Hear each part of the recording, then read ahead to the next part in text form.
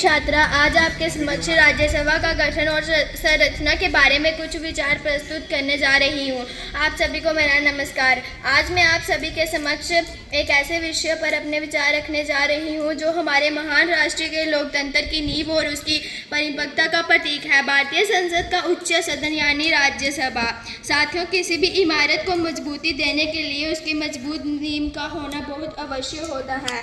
ठीक उसी तरह भारतीय लोकतंत्र की नींव को सुदृढ़ रखने और उसे सही दिशा देने में हमारी राज्यसभा में एक अत्यंत महत्वपूर्ण भूमिका निभाई है। भारतीय संविधान के निर्माताओं में यह परिकल्पना की थी कि संसद में एक ऐसा सदन होना चाहिए जो राज्यों के हितों की रक्षा कर सके और लोकसभा में लिए गए फैसलों एक संतुलित दृष्टि बनाए रखे। इसी उद्देश्य के साथ 3 अप्रैल 1952 को राज्यसभा की नींव रखी गई थी। इसे राज्यों के परिषद भी कहा जाता है। इसे सदन की पहली बैठक 13 मई 1952 को बुलाई गई थी। 13 अगस्त 1984 में काउंसिल ऑफ स्टेट्स का नाम बदलकर आधिकारिक तौर पर राज्यसभा कर दिया गया था। राज्यसभा केवल एक अन्य सदन मात्र नहीं है, बल्कि यह हमारे देश के लिए संघीय प्रकृति फेडरल नेचर का प्रतिबिंब है। राज्यसभा के सबसे महत्वपूर्ण कार्यों में से एक है कानूनी की समीक्षा करनी गई।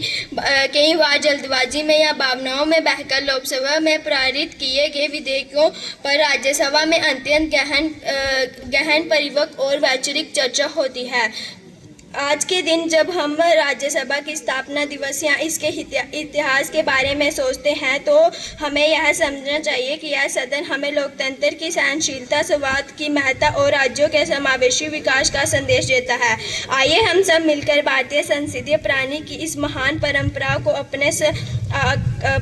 का सम्मान करें और अपने देश के लोकतंत्र को और अधिक मजबूत बनाने के अपने संकल्प को दोहराएं। धन्यवाद। जय हिंद, जय भारत।